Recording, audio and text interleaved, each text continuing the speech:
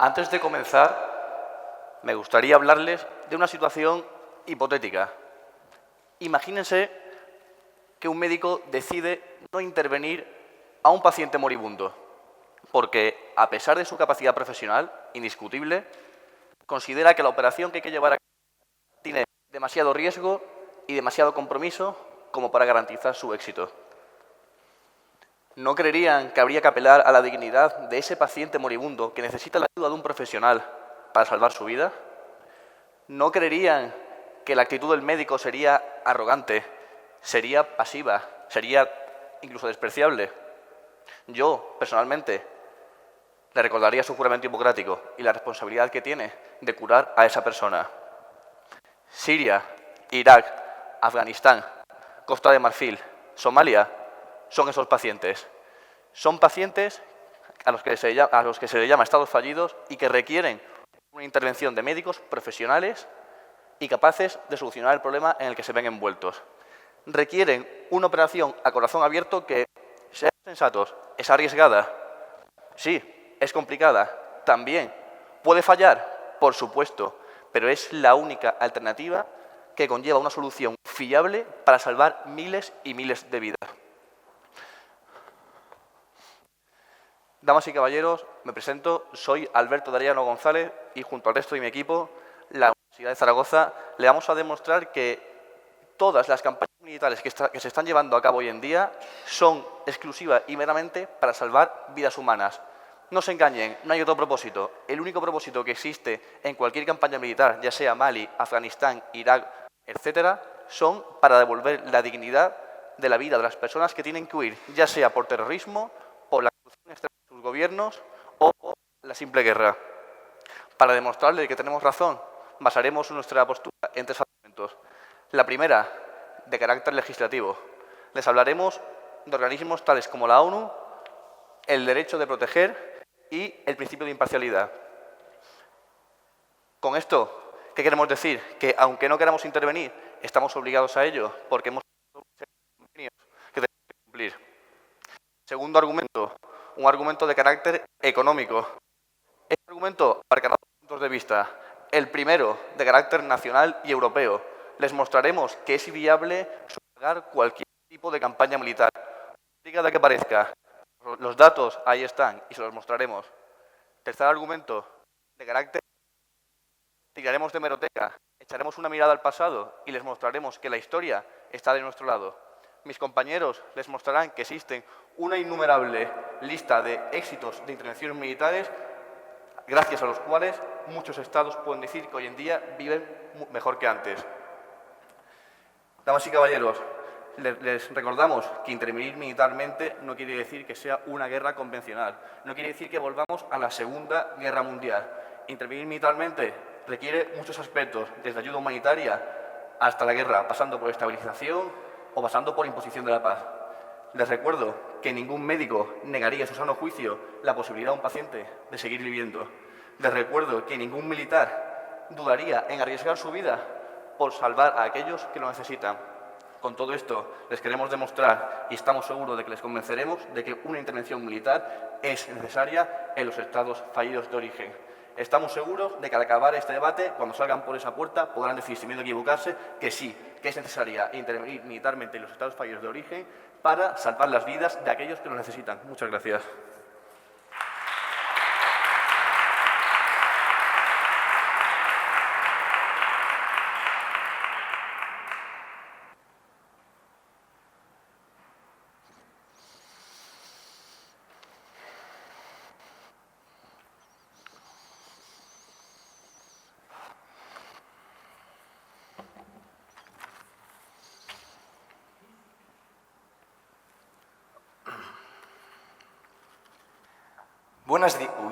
Buenos días.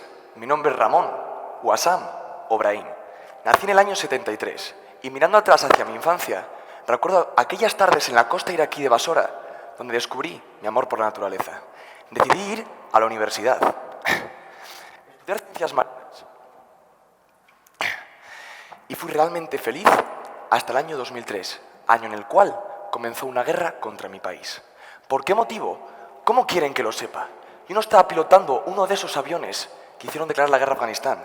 Tampoco sabía de la existencia de armas de destrucción masiva que jamás se llegaron a demostrar. Sin embargo, vi cómo el fuego se apoderaba de mi ciudad.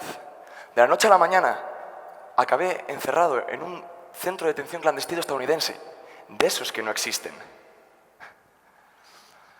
Desde los barrotes veía cómo ardían ciudades, hospitales, escuelas. El fósforo blanco acaba de llegar. Pero esto era solo el principio, porque el fuego alimenta el fuego. Y ahora es cuando empieza lo peor de todo.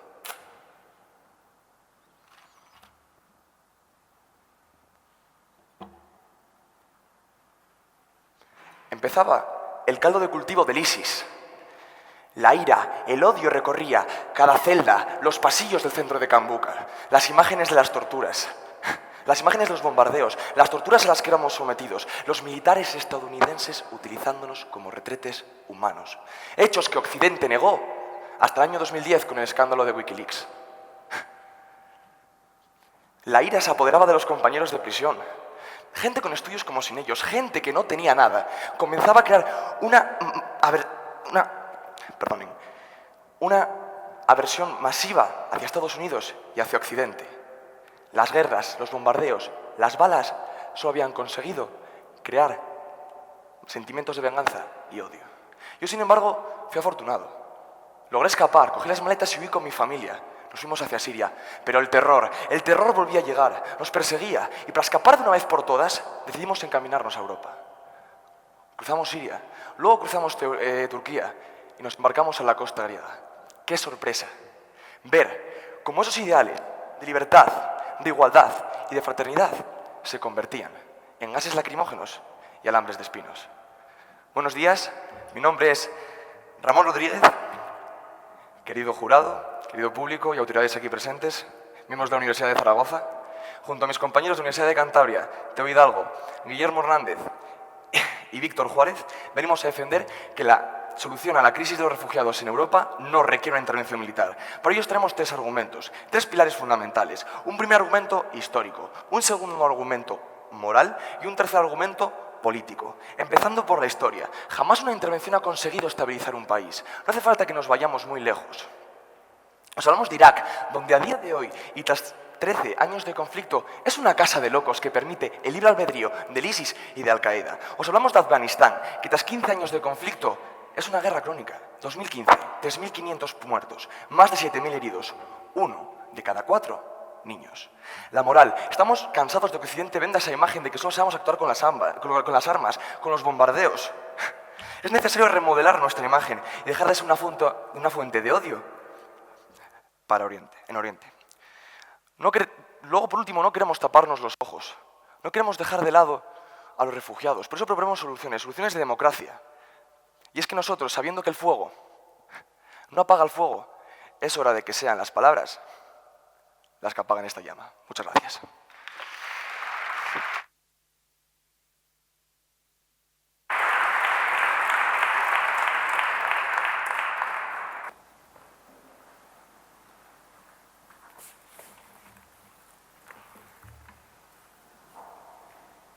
Muy buenos días. Mi nombre es Álvaro Alcaraz y en esta primera refutación exponer los argumentos que la Universidad de Zaragoza hemos elaborado a fin de defender y demostrar que una intervención militar en los estados fallidos es necesaria e imperativa.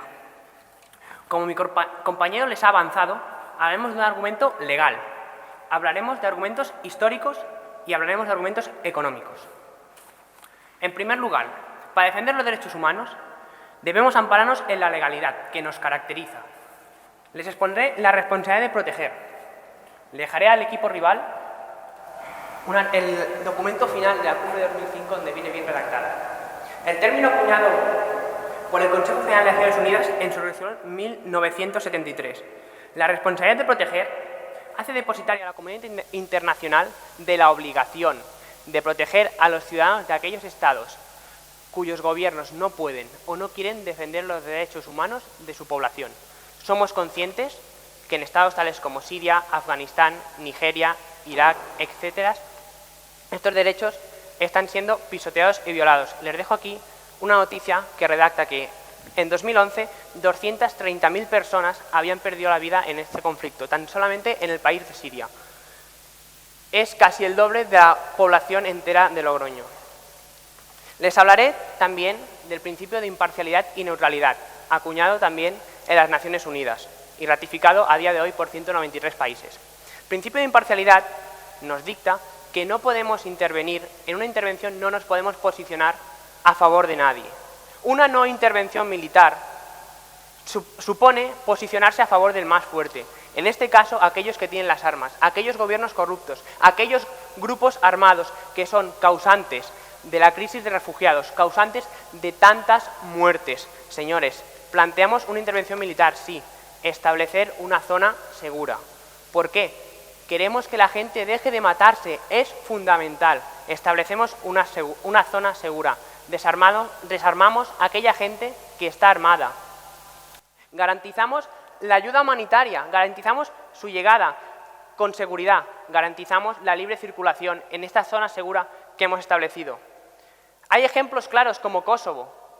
Por así decirlo, se estableció un soldado en cada esquina y se desarmó a la población. Tuvo éxito. Dígame.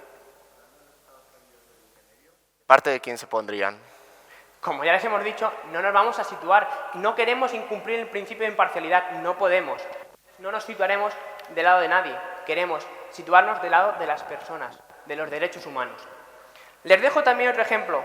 Una crisis muy similar ocurrió en Centroáfrica, años 2013-2014. Nos demuestra que los ejércitos actuales, modernos, han aprendido de los errores, que los ha habido, y son a día de hoy capaces de solucionar esta crisis de forma eficaz y adecuada. Por tanto, la intervención militar no solo es necesaria, como ya os he dicho, es garantía de éxito. Les hablaré finalmente de un argumento económico. Le doy paso. En el caso de Kosovo, se partió un país en 4. ¿Su solución es partir Siria en 4 como en Kosovo? No, por supuesto que no, y como os hemos dicho, son ejemplos de éxito y también aprendemos de los errores del pasado. Cada operación supone aprender y mejorar. Continúo. Finalmente, argumento económico.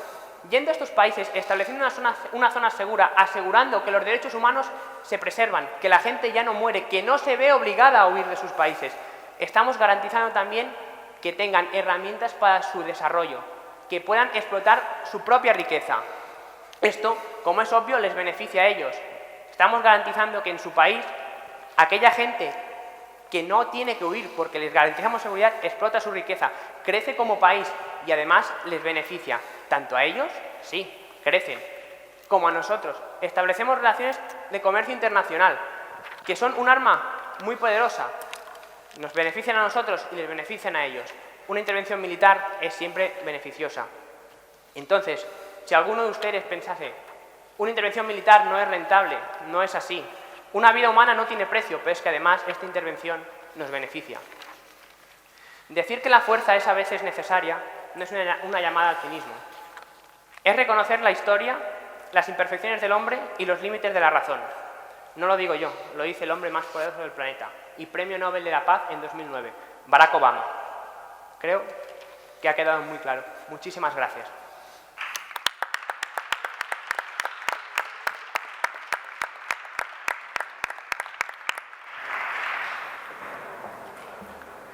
Simplemente recordar a los equipos que la comunicación implica, las normas exigen rigurosa abstención de la comunicación oral.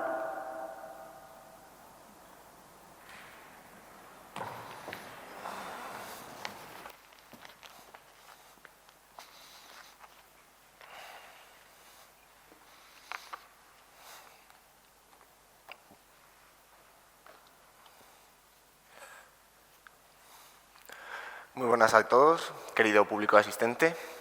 Voy a empezar mi intervención, donde defendemos que no es necesario intervenir, comentando que la medicina se basa en una cosa muy importante, evidencia.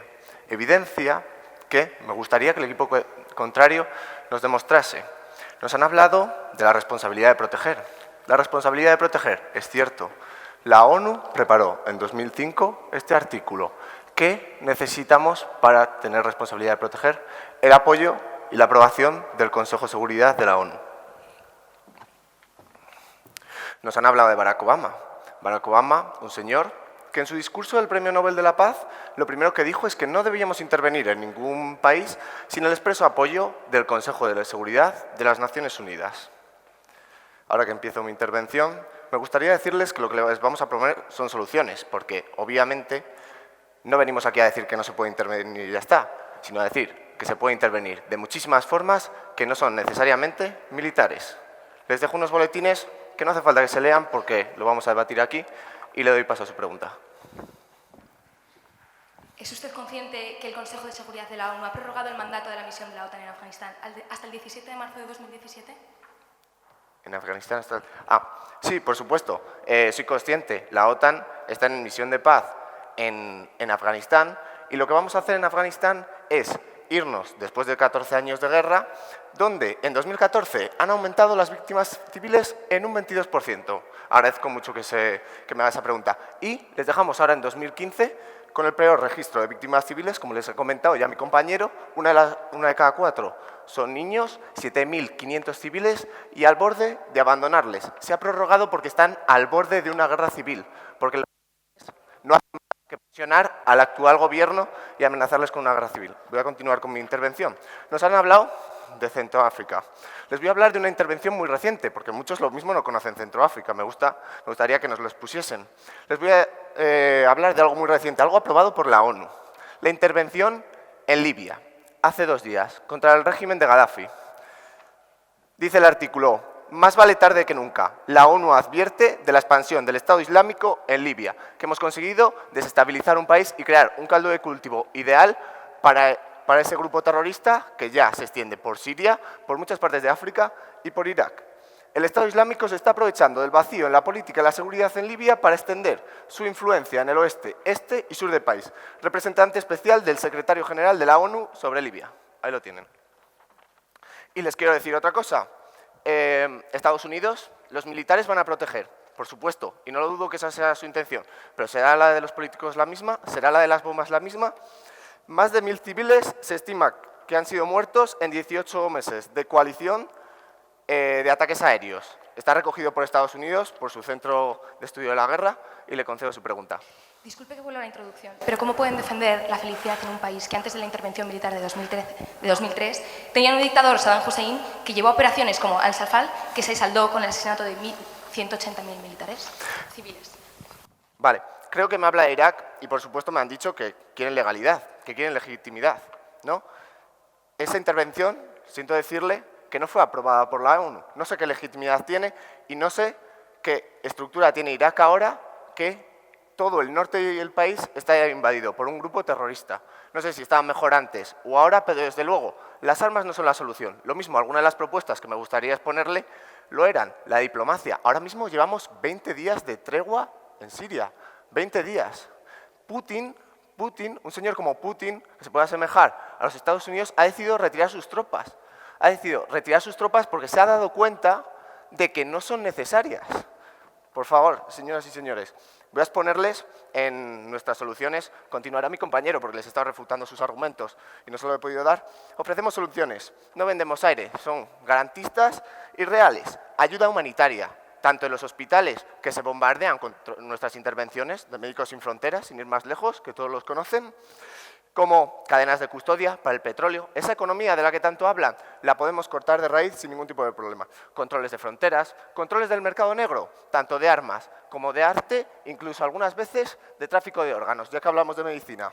Y hablamos de integración en nuestros países, porque la islamofobia es algo que está muy presente y porque muchos de los que van a luchar ahí al Estado Islámico es porque nosotros hemos creado un sentimiento de odio a base de bombas, segundas y terceras generaciones, señoras y señores. Trabajemos en nuestros países y ayudemos a toda esa gente musulmana a que no se sienta desplazada. Muchas gracias.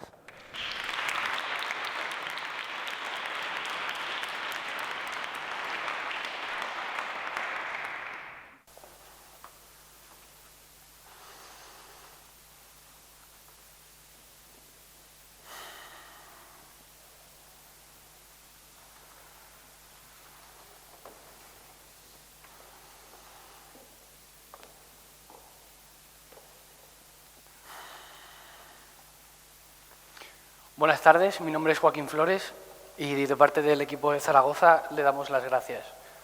De verdad, nosotros somos militares, ustedes lo saben ya, y nos han dado un montón de medidas que nosotros agradecemos. Nosotros somos militares y somos muy valientes y vamos a ir. Vamos a ir a Siria, vamos a ir a Irak, vamos a ir a Afganistán y nos vamos a arriesgar nuestras vidas por todos ustedes. Así que muchas gracias por ayudarnos a que cuando estemos allí sepamos que hay un montón de medidas detrás que harán que nuestra intervención allí sea lo más corta y lo menos arriesgada posible. De verdad, muchas gracias. Me dicen que no ha habido jamás, han utilizado la palabra jamás, que jamás ha habido una intervención militar exitosa. Creo que me voy a tener que replantear mi verano porque yo me quería ir de Interrail por Kosovo, por Macedonia, por Yugoslavia, zonas que creo que ahora mismo están bastante calmadas. Toda la zona de los Balcanes a día de hoy creo que es bastante segura. Creo que sí, ¿no? Fue una operación muy larga, es que en Libia no nos ha dado tiempo. Por supuesto, ahora mismo Libia no es el ejemplo perfecto de una operación militar buena. No, porque todavía no nos ha dado tiempo. Una operación militar requiere muchísimo tiempo. Una estabilización, que es lo que nosotros estamos proponiendo, es una operación militar que puede durar décadas. Sí, décadas, pero es que yo puedo irme este verano de Interrail con mis amigos por los Balcanes porque hace mucho tiempo mis mandos se fueron allí a defendernos a todos y ahora esa zona está estabilizada. Entonces, no usen la palabra jamás, porque jamás es bastante rotundo y hay muchas operaciones militares que han salido bien y Kosovo es el ejemplo perfecto de que las operaciones militares salen bien. Dígame. Afganistán y muertos que aumentan cada año, ¿no es suficiente tiempo, 15 años? Bueno, la operación en Afganistán no son 15 años ininterrumpidos, eso es lo primero. Han sido 15 años salteados aquí y allá. Por supuesto, en Afganistán tenemos que seguir trabajando. Por eso la ONU, como les ha dicho mi compañera, ha prorrogado nuestra intervención allí, porque saben que si estamos el tiempo suficiente vamos a conseguir estabilizar el país. Por eso la ONU, el Consejo de Seguridad de Naciones Unidas, que es verdad, hace falta su aprobación, pero en Afganistán nos han dado esa autorización para que sigamos interviniendo allí, para que estabilicemos el país. Estabilización. Ese es el término militar que se emplea para denominar la acción militar en un Estado fallido que requiere serenidad, calma y requiere un montón de medidas como las que proponen ustedes para que la gente deje de matarse. Porque no nos olvidemos, cuando nosotros hablamos de una intervención militar, como les ha dicho mi compañero, no buscamos posicionarnos de ningún bando. Lo que queremos es defender los derechos humanos. Lo que queremos hacer es que la gente deje de matarse. Porque sí, quizá económicamente sea un esfuerzo que tengamos que asumir todos. Pero es que una vida tiene más precio que el que nos cuesta irnos allí. Yo creo que no. Yo creo que tenemos el deber de ir allí, nos cueste lo que nos cueste. Me han hablado también antes de que en Irak la actuación fue ilegítima. En Irak había armas químicas. Se siguen buscando, sí, pero hay armas químicas y hay indicios, hay estudios del Instituto Español del Cano que demuestra que en Irak se consiguieron planos de que había armas químicas. Dígame. Estabilizar un país está muy bien, pero la pregunta es ¿a qué precio? ¿A qué precio? No intervenimos, dejamos que se mueran, dejamos que el chico sirio que estaba tumbado boca abajo en las costas del Mediterráneo siga allí muerto.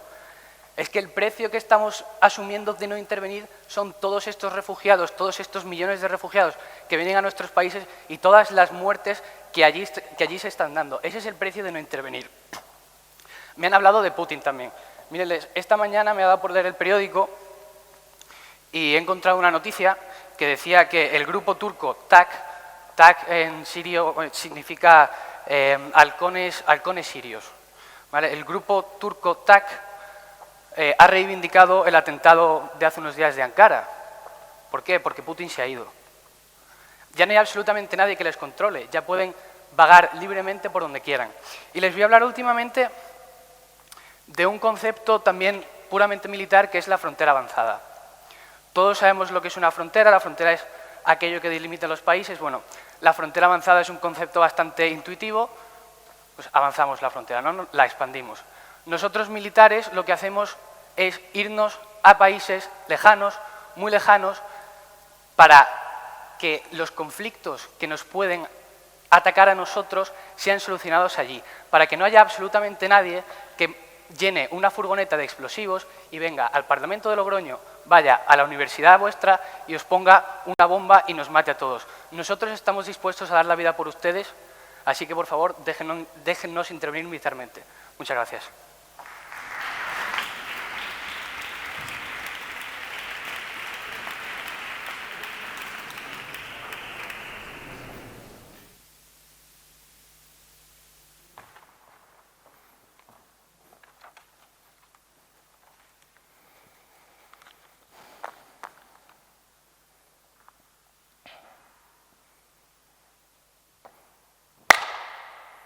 Un aplauso. Nadie salta al suelo, porque es un aplauso. Para los niños sirios, este mismo ruido puede ser una bomba, y bajan a los refugios. Esto es lo que crea la guerra. Ese miedo en los niños es lo que crea la guerra y las intervenciones militares. Nos han hablado de médicos, de que queremos ser los médicos que salven Siria. ¿Sabes dónde están los médicos en Siria? En el Hospital de Médicos Sin Fronteras, bombardeado por Estados Unidos.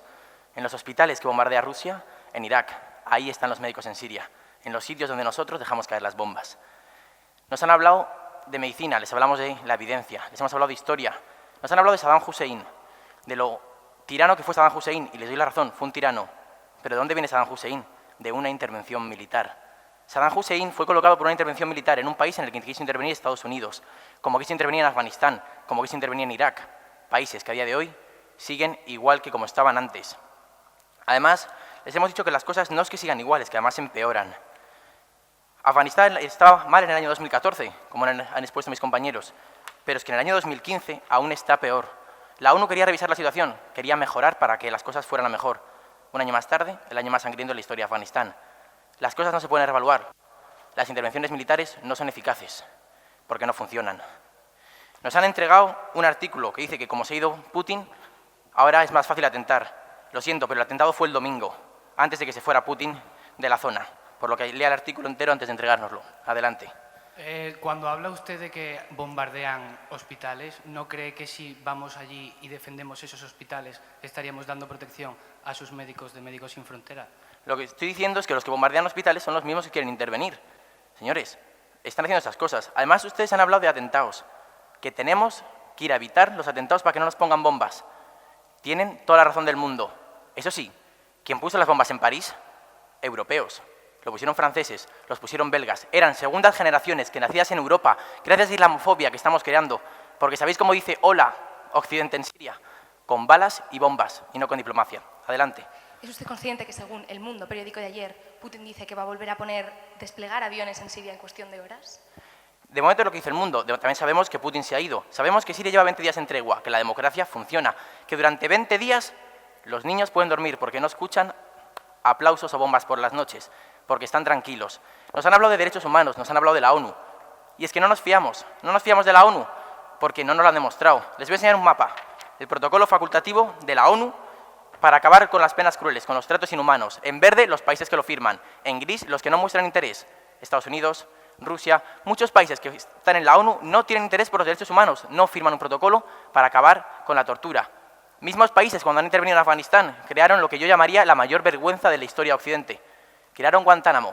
Adiós al derecho a un juicio justo. Adiós al derecho de que todo el mundo es inocente de primeras. Adiós al derecho de llevarte a alguien sin informar a nadie de su familia. Eso fue Afganistán. Eso fue una intervención militar. Eso fue el campo de Camp Bucca, del que hablamos al principio, donde salió el ISIS. Eso fue una intervención militar.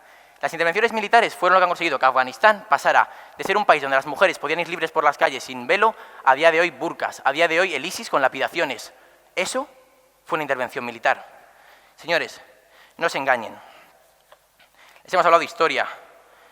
Nos han hablado de unas bombas, de armas de destrucción masiva, que nunca se llegaron a demostrar. Señores, nos dicen que hay un instituto español que tiene unos mapas que había unas bombas de destrucción masiva. La ONU llegó a decir que no las habían encontrado. Su premio Nobel de la Paz, Barack Obama, ha decidido que fue un error, que no deberíamos haber intervenido, que era ilegal. Fue una guerra ilegal e ilegítima, porque entramos por unas armas de destrucción masiva que no se habían demostrado. Y que 15 años más tarde, con miles de muertos y con un país al borde de la guerra civil, siguen sin haberse demostrado. Señores, no hablen de historia cuando la historia no les da la razón. No hablen de legislaciones y de la ONU y derechos humanos cuando les hemos demostrado que no suelen ir de la mano. No hablen de médicos cuando bombardean hospitales. Dejemos de saludar con balas y demos propuestas. Han dicho que nuestras propuestas son geniales porque se puede acabar con democracia, se puede acabar una guerra con democracia. Queremos una transición política, donde intervengan todas las partes, donde se hable, como se está haciendo hoy, con una tregua. Queremos acabar con el Estado Islámico, con dos formas, acabando con su financiación, cadenas de custodia. Lo ha explicado mi compañero en la primera refutación. Queremos hacer cadenas de custodia que eviten que petróleo, que no sabemos de dónde viene, llegue a nuestros países. Queremos una transición democrática sin armas, sin balas, sin dejar de hacer que un 30% del Estado Islámico sean europeos que se vengan ahí a luchar. Con la historia, con la moral, con la política. Estos son nuestros 3 pilares para acabar con el conflicto. Muchas gracias.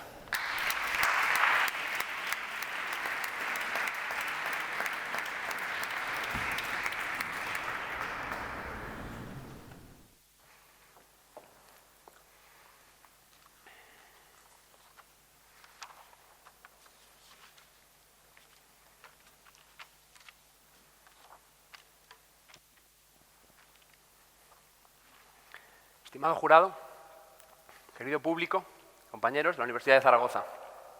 Lo primero, agradecer su presencia en este debate que consideramos muy constructivo, que va llegando al final y que nosotros procederemos a recapitular por qué consideramos que la intervención militar en Siria e Irak no se sostiene como solución a este conflicto. Mi compañero Ramón os ha presentado una línea argumental con 3 argumentos. Un argumento histórico, un argumento moral y un argumento político potente y que nosotros hemos desgranado. Además, os hemos presentado soluciones alternativas a la guerra, a las bombas. Unas soluciones que mis compañeros os han explicado. Soluciones que hablan de una cadena de custodia para bloquear el petróleo. Soluciones que hablan de frenar esa islamofobia que hace que cada vez sean más los combatientes que quieren volver al ISIS para combatir contra nosotros mismos. Combatientes que nosotros hemos formado, podríamos decir. Hemos ofrecido también soluciones para los refugiados que realmente no son el problema, sino la solución. Señores, han hablado de Irak, han hablado de Afganistán, nos han hablado de derechos humanos también. ¿Cómo es posible que consideren que Afganistán ha mejorado desde que han intervenido? ¿Es posible que sigan convencidos de que la intervención ha sido exitosa si, como mi compañero Guille ha demostrado, los muertos se han ido aumentando año a año hasta llegar ahora y llevamos ya 15 años de conflicto? ¿Es posible que hablen de que Afganistán es una guerra legítima y de que hablen de que hay evidencias? ¿Han dicho evidencias de que había armas químicas? No se han demostrado. Esa fuente no sé dónde la han sacado. Defienden la legitimidad. Defienden también una intervención en Bosnia, en Kosovo, que habla de partir un país en 4. ¿De verdad están dispuestos en este conflicto a regalarle un trocito de país al Daesh? ¿De verdad? Nosotros no. Señores, una mentira repetida 1000 veces no es una verdad. No ha habido intervenciones exitosas. No se ha conseguido realmente el objetivo que se buscaba cuando Estados Unidos y cuando Rusia propusieron intervenir allí. Señores, por favor, dejen de defender una intervención protagonizada por 2 países que no respetan los derechos humanos. Y me gustaría añadirles una cosa, y es que, por favor, no se dejen la vida por mí, no se dejen la vida por los españoles porque no se lo hemos pedido. Nosotros lo que pedimos es que respeten los derechos humanos. Lo que pedimos es que de verdad consigan la paz y lo que los españoles de verdad queremos es un alto al fuego. Muchísimas gracias.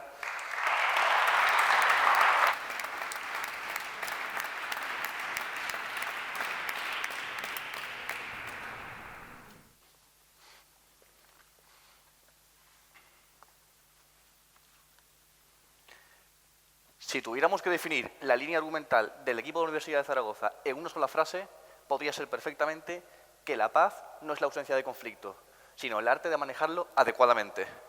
Y es un hecho innegable que existe un conflicto en los estados fallidos. Un conflicto no de cualquier tipo, armado. Y que si queremos darle solución, tenemos que adaptarnos al mismo. De verdad, sinceramente, nos encantaría darles la razón. Ojalá pudiéramos decir que no hace falta una intervención militar. Al mismo tiempo que ojalá podríamos decir que no hace falta acudir nunca al médico o llamar a la policía. Pero les digo una cosa, hay que ir al médico porque la gente enferma. Hay que ir a la policía porque la gente delinque. y hay que llamar a los militares porque las personas se matan entre ellas. Dentro de las propuestas que ustedes nos han dado, cito textualmente la primera: el despliegue de personal mediador y de interposición que colabore en un proceso de diálogo y reconciliación. Nos parece perfecto, nos encanta, pero si primero los bandos no dejan de matarse, ese personal mediador no dura allí ni 2 días.